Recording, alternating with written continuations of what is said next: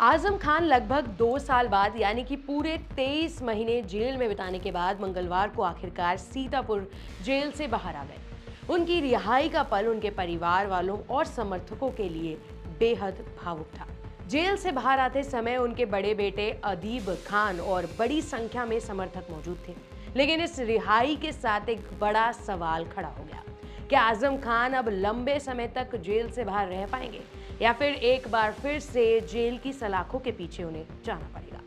दरअसल आजम खान की राजनीतिक और कानूनी यात्रा पिछले कई सालों से बेहद मुश्किलों से भरी रही है। 2017 में यूपी की सत्ता बदली और योगी आदित्यनाथ की सरकार आने के बाद आजम खान के खिलाफ मुकदमों की बाढ़ ही आ गई। फरवरी 2020 में पहली बार उनकी गिरफ्तारी हुई थी। इसके बाद उन्होंने लगातार 27 महीने जेल में बिताए।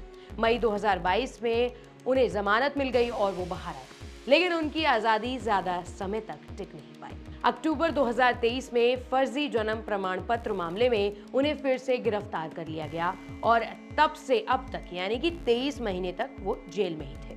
आजम खान के खिलाफ 104 मुकदमे दर्ज हैं, जिनमें से 93 मुकदमे सिर्फ रामपुर में ही दर्ज हुए हैं।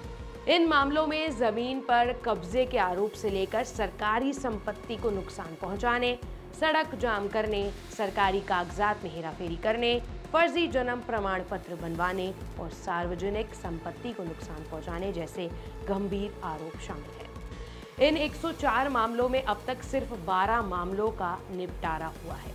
कुछ में उन्हें सजा मिली तो कुछ में बरी भी कर दिया गया, लेकिन अभी भी करीब 80 से ज्यादा मुकदमे कोर्ट में पेंडिंग है। ये मुकदमे अलग अलग स्तर की अदालतों में हैं, जैसे कि मजिस्ट्रेट कोर्ट, सेशन कोर्ट और जिला अदालतों में है। आजम खान की छवि सिर्फ एक बड़े मुस्लिम नेता की नहीं है, बल्कि समाजवादी पार्टी के कदावर नेता की भी रही है। यही वजह रही कि उनकी रिहाई पर राजनीति में हलचल तेज हो गई। समाजवादी पार्टी और उनके समर्थक इसे बड़ी जीत के तौर पर देख रहे हैं, जबकि विरोधी इसे कानून का नतीजा बता रहे हैं। लेकिन सच्चाई यही है कि आजम खान का सफर अभी भी आसान नहीं होने वाला है। इतने बड़े पैमाने पर दर्ज मुकदमे और लंबी कानूनी लड़ाई के बीच उनकी जमानत कब तक कायम रहेगी, ये कहना मुश्किल है। ऐसी और खबरों के लिए और अपडेट्स के लिए बने रहिए इंडिया.com के साथ।